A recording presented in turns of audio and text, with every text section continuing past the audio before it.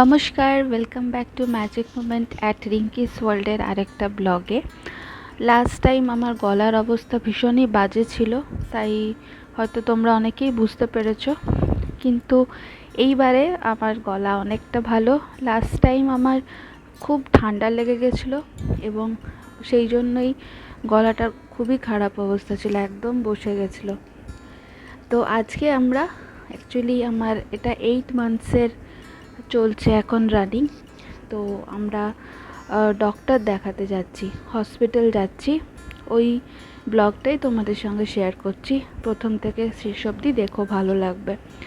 এটা নভি মুম্বাইতে বেলাপুরে hospital Apollo. তো আমাদের বাড়ির থেকে বেশ দূর। হসপিটাল যেদিন যাওয়ার থাকে মানে সারা দিনের ব্যাপার, যখন ফিরি তখন ভীষণ টায়ার্ড হয়ে যাই, তখন আর পারি না, মানে এতটা গাড়িতে যাওয়া আসার ধকলটা আর নিতে পারি না। হসপিটাল গেলেই যেটা হয়, প্রত্যেক মাসেই স্ক্যান থাকে, ডক্টর বলেই দেয় কি স্ক্যান করার থাকে। 7 মান্থসে 8 মান্থসে এক একটা মাসের স্ক্যান এক এক রকম হয়। তো স্ক্যান বলতে গেলে আলট্রাসাউন্ডে বেবিকে দেখতে পাই, বেবির হার্টবিট শুনতে পাই। এই দেখো হসপিটাল পৌঁছালাম। হসপিটালটা খুব সুন্দর, খুবই সুন্দর, বলার বাহুল্যই, মানে এত ভালো, নিট অ্যান্ড ক্লিন, খুব ভালো।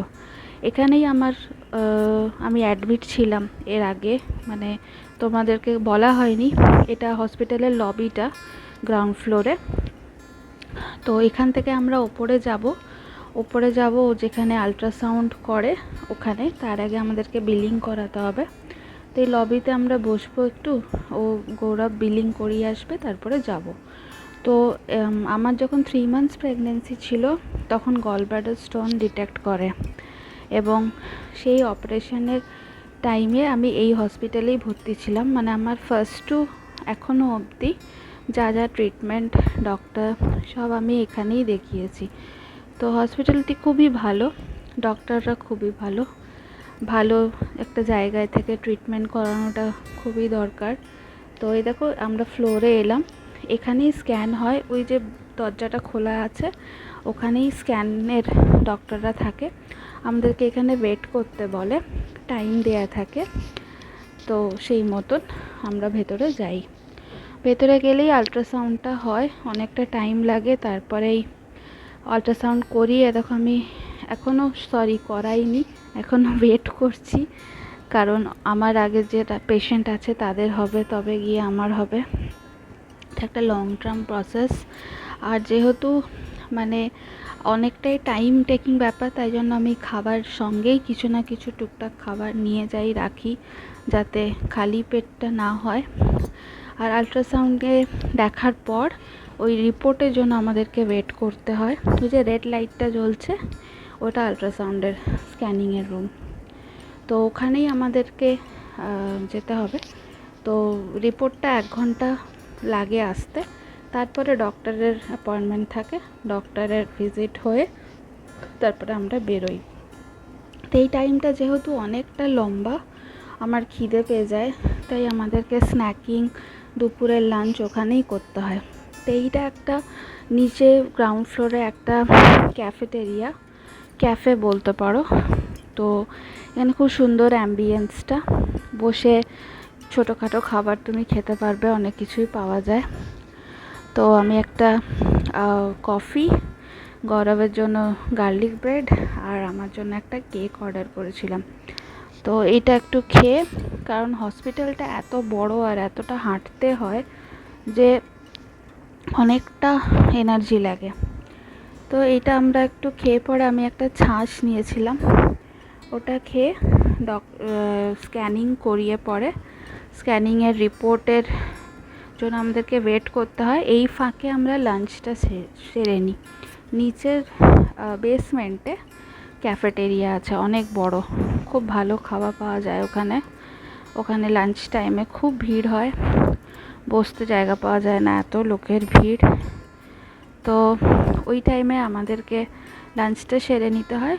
লাঞ্চ করার পরে আমরা ডক্টরকে দেখিয়ে বেরোই। তো হয়েই যায়, মানে 4টে তো বেজেই যায় বেরোতে বেরোতে, মানে বাড়ি আসতে আসতে 5:30। গৌরব এখানে বসে আছে, আমরা অর্ডার দিয়েছি, সবই পাওয়া যায়। ছোলে ভাটুরে সেদিন খেতে ইচ্ছা করছিল, অনেক দিন খাইনি ছোলে ভাটুরে, আর একটা অমলেট বলেছিলাম, আরও পুরি সবজি খাচ্ছে। তা আমরা খেয়ে নিয়ে এবারে আবার দেখছো কি বিশাল বড় জায়গাটা, এতটা হাঁটতে হয়, মানে এই হেঁটে পুরো ব্যাপারটা কমপ্লিট করা মানে মানে এখন এতই থকে যাচ্ছি। 8 মান্থে তো আমি বুঝতে পারছি যে আমার কিভাবে ড্রেন আউট হচ্ছে এনার্জি। তো আমি সবসময়তেই পজিটিভ থাকার চেষ্টা করি, সবসময় নিজেকে এনগেজ রাখার চেষ্টা করি, কাজ করতে না মন চাইলেও সবসময় পুশ করে সবটাই আমি করার চেষ্টা করি বাড়িতে। কারণ যত ব্যস্ত থাকবো এই সময় হাঁটা চলা করাটা অনেকটাই গুরুত্বপূর্ণ, সবাই বলে, ততটাই ভালো। তো এখানে আমাদের ক্যাফেটেরিয়াতে লাঞ্চটা সারার পর এবারে ওপরে যাব, ওপরে গিয়ে ডাক্তার দেখানো, ডাক্তার দেখিয়ে এই আমরা আবার স্টার্ট করলাম। ডাক্তার সব দেখলেন, আমার ডক্টর যিনি উনি গাইনোকোলজিস্ট যিনি হচ্ছেন, উনি হচ্ছেন লেডি ডক্টর ভীষণই ভালো। তো সব ঠিক আছে ঠাকুরের কৃপায়, রিপোর্টসও ভালো, উনিও দেখলেন সব ঠিক আছে। মেনলি যেটা বললেন যে প্রোটিন বেস ডায়েট খেতে, আর তার সঙ্গে যা যা মেডিসিন থাকে ওগুলো সব নিতে, আর একটা হেলদি লাইফস্টাইল। তো বাকি এই যে ড্রেন আউট হয়ে যাচ্ছে এনার্জি, এগুলো তো কিছু করার নেই, এগুলো থাকবেই। তো এইটা হওয়ার পরে আবার নেক্সট মান্থের ডেটটা নিয়ে নিতে বলেন, তো আমরা সেভাবেই প্ল্যান করি যাতে 1 মাস পরে আবার ডেট পেতে অসুবিধা না হয়। তো চলো, সবাই খুব ভালো থেকো, ব্লগটা কেমন লাগলো জানিও। ওকে, টাটা।